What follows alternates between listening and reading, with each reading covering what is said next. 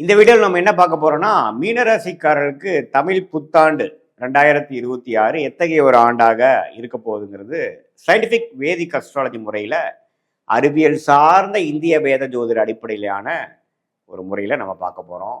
இது மாதிரி பரிகாரங்கள், மூட நம்பிக்கைகள் அதுக்குள்ளெல்லாம் போகாமல் ஒரு ஒரு கிரகமும் ராசிக்கு ஒரு ஒரு இடத்துல இருக்கும் பொழுது, இந்தந்த அமைப்பில் இருக்கும் பொழுது, குறிப்பாக ஆண்டு கிரகங்கள் அமைப்பு இருக்கும் பொழுது எத்தகைய ஒரு பொது தாக்கத்தை, பொது பலனை அந்த ராசிக்கு கொடுக்க போகிறது, 2026 எது மாதிரி ஒரு மாற்றங்களை நம்ம எதிர்பார்க்கலாம் அப்படிங்கிறத மீனராசிக்காரர்களுக்கு தமிழ் புத்தாண்டு ஒரு வருட காலம் ஏப்ரல் 14 2024 ஏப்ரல் 13 2027 வரைக்கும் இருக்கான ஒரு ஆண்டு சித்திரை 1ஆம் தேதியிலிருந்து அடுத்த வரக்கூடிய ஆண்டு முடிவது வரைக்கும் எப்படி ஒரு தாக்கத்தை கொடுக்குது, எது மாதிரி ஒரு பலாபலன்களை மீனராசிக்காரர் கொடுக்க போகுதுங்கிறது துல்லியமா பார்க்க போறோம். இப்ப பாருங்க, மீனராசிக்காரருக்கு ஜென்மசனி நீடித்து கொண்டிருக்கிறது. இந்த ஒரு தமிழ் புத்தாண்டு முழுக்க ஜென்மசனி தாக்குதல் இருக்கதான் போகிறது. ராசிக்குள்ளேயே சனி இருக்கிறார். ஜூன் 1ஆம் தேதி குரு பயிற்சி ஆகிறது. தமிழ் புத்தாண்டு பிறந்து ஒரு 1.5 மாசத்துல குரு பெயரிக்கிறது அருமையான விஷயம். என்ன ஆகுது, தொழிலில் ஃபுல்லா ஃபோக்கஸ் பண்ணிட்டு இருந்த மீனராசிக்காரங்கள் 5ஆம் இடத்துக்கு குரு மாறுவது ராசியை குரு பார்த்து ஜென்மசனி தாக்குதலை குறைக்குது, பிரச்சனையை கொஞ்சம் தீக்குது. இதுவரை நம்ம என்னடா பண்ண போறோம், அடுத்தது நம்ம எப்படிதான் பண்ணி மீள போறோம், சில விஷயத்துக்கெல்லாம் நமக்கு ஆன்சரே தெரியலையே, சொல்யூஷனே கண்ணுக்கு தெரிய மாட்டேங்குதே அப்படின்னு இருக்கக்கூடிய வியாபாரிகளா இருந்தாலும் சரி, தொழிலதிபர்களா இருந்தாலும் சரி, பெரிய முதலீட்டாளர்களா இருந்தாலும் சரி, வேலையில இருக்கிறவங்களா இருந்தாலும் சரி, மாணவர்களா இருந்தாலும் சரி, இல்லத்தரசிகளா இருந்தாலும் சரி, சில விஷயங்களுக்கு ஒரு சொல்யூஷன், கிளாரிட்டி கிடைக்கக்கூடிய அமைப்பு ஜூன் 2026 புத்தாண்டு பிறந்து ஒரு 1.5 மாசத்துல இருந்தே உங்களுக்கு ஸ்லோவா உச்சகுருவின் பார்வை ராசி மேல விழுகும் பொழுது, அந்த சனி குருவின் பார்வை பெறும் பொழுது அதோட கோர ஒரு அமைப்பு குறைந்து ஓரளவுக்கு நல்ல பலன்களை கொடுக்கக்கூடிய அமைப்பு, மனம் கொஞ்சம் சாந்தப்படக்கூடிய அமைப்பு, சில சொல்யூஷன் கிடைச்சி, சில ஹோப், சில நம்பிக்கை பிறக்கக்கூடிய அமைப்புகள் கட்டாயம் உண்டு. ஸோ அதனால இந்த ஜூன் மாசத்துக்கு அப்புறம் புத்தாண்டு பிறந்து 1.5 மாசத்துல நல்ல அமைப்பை கொடுக்கக்கூடிய ஜென்மசனி தாக்குதலை கட்டுப்படுத்தக்கூடிய ஒரு அமைப்பு இருக்குதுங்கிறது நீங்க தெரிஞ்சுக்கணும். அதுக்கப்புறம் ஒரு 6-7 மாசத்துக்கு அப்புறம் பார்த்தீங்கன்னா ராகு கேதுவுமே 11ஆம் இடத்துக்கு போறாங்க. ராகு 11க்கு போறார், கேது 5க்கு வரார். ஸோ நல்லாவே ஒரு லாபம் பெறக்கூடிய அமைப்பு, புதுசாக நம்ம எதிர்பார்க்காத சில ஆப்பர்ச்சுனிட்டிஸ் வர்றது. அடடா இது பரவாயில்ல, இதை வச்சு நம்ம கொஞ்சம் பிரச்சனையை தீர்த்துக்கலாம். ஃபினான்ஷியல் பிரச்சனையாக இருந்தாலும் சரி, உறவுகளில் பிரச்சனையாக இருந்தாலும் சரி, ஹெல்த் இஷ்யூஸாக இருந்தாலும் சரி, இதெல்லாம் கொஞ்சம் சால்வ் பண்ணிக்கக்கூடிய அமைப்பு பிற்காலத்தில் அடுத்த வரக்கூடிய இந்த வருஷ கடைசியில் உங்களுக்கு வருது. ஸோ எப்படி பார்த்தாலும் நடக்கக்கூடிய இந்த தமிழ் புத்தாண்டு குரு பயிற்சி 1.5 மாசத்திலிருந்து நல்ல மாற்றத்தை மீனராசிக்காரர்களுக்கு கொடுக்கக்கூடிய அமைப்பு உண்டு. ஸோ கடந்த 6-7 மாசமாக ஜென்மசனி தாக்குதல்ல நம்ம கஷ்டப்பட்டு இருக்கக்கூடிய மன இறுக்கத்தோட உச்சத்துக்கு இருக்கக்கூடிய, அதுவும் சந்திரன் சனியோட சேர்ந்தோ, சனிப்பார்வை பெற்றோ, ராகு கேதுகளோட சம்மந்தப்பட்டோ ஒரு இருள் சந்திரனாக இருந்து மீனராசியில பிறந்தவங்களுக்கு இன்னுமே கிளாரிட்டி இல்லாத ஒரு அமைப்பு, மனம் இறுக்கமாக இருக்கக்கூடிய அமைப்பு, வயசு வித்தியாசம் இல்லாமல் எல்லாத்துக்குமே கொஞ்சம் பிரச்சனைகள். இதே ஒரு சிறிய வயதினராக இருந்தால் மனசு நம்ம கண்ட்ரோல் இல்லாமல் போய் தவறான விஷயத்துல போகிறது, இந்த நேரத்துலலாம் போய் கெட்ட பழக்கம் பழகிறது, அது மாதிரி விஷயங்கள்லாம் இளைஞர்கள் கொடுக்கும். ஸோ இளைஞர்கள்லாம் கொஞ்சம் கேர்ஃபுல்லாக இருக்கணும். ஆனால் ஜூனுக்கு அப்புறம் கொஞ்சம் நல்ல புத்தி வரக்கூடிய அமைப்புகள் உண்டு. இது மாதிரி கல்யாணம், திருமணம் எதிர்பார்க்குறவங்க கேர்ஃபுல்லாக பார்க்கணும். நீங்கள் தேர்ந்தெடுக்கக்கூடிய ஸ்பவுஸ் எப்படிங்கிறது பார்க்கணும். அவசரப்பட்டு முடிவு எடுக்கக்கூடாது. அதே மாதிரி வேலை தொழிலில் இருக்கிறவங்க கொஞ்சம் ஜாக்கிரதையாக எல்லாத்தோட டீல் பண்ணி பிரச்சனையை எமோஷ்னலாக அணுகாமல் லாஜிக்கலாக அணுகி அந்தந்த நேரத்தில் அதுக்கு வேணுங்கிற சொல்யூஷனை பெற்றக்கூடிய அமைப்பு இந்த ஜூன் மாதத்துக்கு அப்புறம் வருது. ஸோ ஜென்மசனியால் பாதிக்கப்பட்ட மீனராசிக்காரர்களுக்கு நல்ல ஒரு அமைப்பு. ராகுவும் 12ஆம் இடத்திலிருந்து விரயத்தை கொடுத்துட்டு இருந்து எந்த ஒரு பிரயோஜனம் இல்லாமல் இருந்த ராகு 11ஆம் இடம் என்ற லாபஸ்தானத்துக்கு போய் குருவின் பார்வை பெறுகிறார்.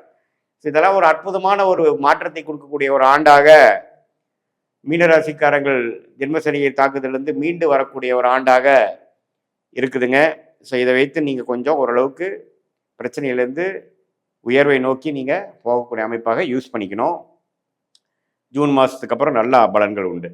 ஸோ இது பொதுவான பலனே தவிர உங்களுடைய ஜென்ம ஜாதகத்தில் நீங்கள் பிறந்த தேதி, பிறந்த நேரம், பிறந்த உரை வைத்து வரக்கூடிய திருக்கணித பஞ்சாங்கத்தில் உங்கள் ஜாதகத்தை போட்டு நீங்கள் எந்த லக்னத்தில் பிறந்தீங்க, நீங்கள் மீனராசியில் ரேவதி நட்சத்திரமாக இருந்தாலும் சரி, உத்திரட்டாதி நட்சத்திரமாக இருந்தாலும் சரி, புரட்டாதி நட்சத்திரமாக இருந்தாலும் சரி, நீங்கள் எந்த லக்னத்தில் பிறந்தீங்க, லக்னாதிபதி எப்படி இருக்கிறார், என்ன தசாபுக்திகள் நடந்து கொண்டு இருக்கிறது, நல்ல யோகமான தசைகள் உங்கள் லக்னத்துக்கு போயிட்டு இருக்காங்கிறதெல்லாம் பார்த்து, நல்ல யோகமான தசைகள் போகும்பொழுது நான் சொன்ன பலன்கள் கொஞ்சம் தீய பலன்கள் குறைவாகவும், கொஞ்சம் சுமாரான தசை போகும்பொழுது நம்ம சொன்ன இந்த தீய பலன்கள் கொஞ்சம் அதிகமாகவும் இருக்குமே ஒழிய, மற்றபடி உங்களுடைய ஜாதகத்தை பார்க்கும் பொழுது இன்னுமே துல்லியமான பலன்கள் எடுத்து அடுத்த வரக்கூடிய 3 வருடம், 1 வருடம், 6 மாதம், ஷார்ட் டேர்ம் லாங் டேர்ம்ல எப்படி இருக்கு, எது மாதிரி திசையில் நம்ம வாழ்க்கை திரும்ப போகிறது, எது மாதிரி டெசிஷன் எப்போ எடுக்கலாம், எப்போ மாறலாம், எப்போ வந்து ஒரு இடத்த விட்டு ஒரு இடம் மாறக்கூடிய அமைப்புகள் இருக்கு, வெளிநாடு இப்போ, அரசு உத்தியோகமா, கார்ப்பரேட் லைஃபா, தொழிலா, வேலையா, குடும்பத்தில் உறவுகள், கல்யாணம் எப்போ, குழந்தை பேர் எப்போ எதிர்பார்க்கலாம், எப்போ வந்து நமக்கு சுப விஷயங்கள்லாம் தடைகள் நீங்க போகிறது, எப்போ கடன் அடையும், எப்போ பிரச்சனையிலேருந்து நான் மீண்டு வருவேன், இது மாதிரி பல விஷயங்கள் எந்த ஒரு மூட நம்பிக்கையிலையும் போகாமல், பரிகாரங்கள்லாம் போகாமல், எப்படி இருக்கு கிரகம், எந்த மாதிரி காமிக்குது, எது மாதிரி விஷயங்கள் நம்ம காத்து கிடைக்கிறது, எது மாதிரி திசையில நம்ம எது மாதிரி செய்தால் நம்ம வந்து உண்மையுமே நம்ம பலன்களை நம்ம வாழ்க்கை விஷயத்தை உண்மையுமே நம்ம மேம்படுத்த முடியும், நம்ம பொட்டன்ஷியல் எப்படி இன்க்ரீஸ் பண்ண முடியுங்கிற அளவுக்கு நம்ம கண்டிப்பாக சயின்டிஃபிக் வேதிக் அஸ்ட்ராலஜி முறையில் கண்டிப்பாக பார்த்து அதுக்கு வேணுங்கிற தீர்வுகளை தேர்ந்து எந்தெந்த டைம்லைன்ஸ் என்ன, எது மாதிரி யோகமான தொழில், யோகமான படிப்பு, யோகமான வேலை, எந்த துறை நமக்கு நல்லா இருக்கும், எந்த நேரத்தில் மாறலாம், எப்போ வந்து நமக்கு ஓரளவுக்கு எக்ஸஸ் ஆஃப் அமௌண்ட் வந்து உங்களுக்கு கடன் அடையும், எப்போ வந்து குடுக்கல் வாங்கல பிரச்சனை தீரும், எப்போ வம்பு வழக்குகள் தீரும், வழக்குகள் உங்களுக்கு சாதகமாக எப்போ வரும், எப்போ போடலாம், எல்லா விஷயங்களும் பார்த்தீங்கன்னா ஓரளவுக்கு சயின்டிஃபிக் வேதிக் அஸ்ட்ராலஜியில் உங்களுடைய இண்டிவிஜுவல் சார்ட் எப்படி இருக்குது, 9 கிரகங்கள் 12 கட்டத்தில் 27 நட்சத்திரத்தில் எப்படி படர்ந்து இருக்குது, அதை வைத்து உங்கள் கர்ம பலன் என்ன சொல்லுது அப்படிங்கிறத சயின்டிஃபிக்காக நம்ம பார்த்து அது மூலமாக நம்மளுடைய வாழ்க்கை முடிவுகளையும் திட்டத்தையும் திட்டி அது பிரகாரம் நம்மளுடைய டைம்லைன்ஸ் நம்ம போகும் பொழுது தேவையற்ற பண விரைவு, பண விரயங்கள், டைம் வேஸ்ட், சமய விரயங்கள், இது எல்லாத்தையும் தவிர்த்து நம்ம பிராப்தம் என்ன, நம்மளோட ஜாதகம் என்ன சொல்லுது, எந்த கிரகம் நல்லா இருக்கு, எந்த நேரத்தில் நம்ம பொறுமையாக இருக்கணும், எந்த நேரத்தில் வேகமாக செயல்படணும், எந்த நேரத்தில் ரிஸ்க் எடுக்கணும், எந்த நேரத்தில் மாறுவது நல்லது, மாறினா இந்த நேரத்தில் நல்லா இருக்குமா, எதை நோக்கி நம்ம போகலாம், நமக்கு அடுத்து வரக்கூடிய லாங் டேர்ம் பிளான் எப்படி இருக்குது, நம்ம நினைக்கிற மாதிரி வாழ்க்கை அமையிற மாதிரி இருக்கா, அல்லது நம்ம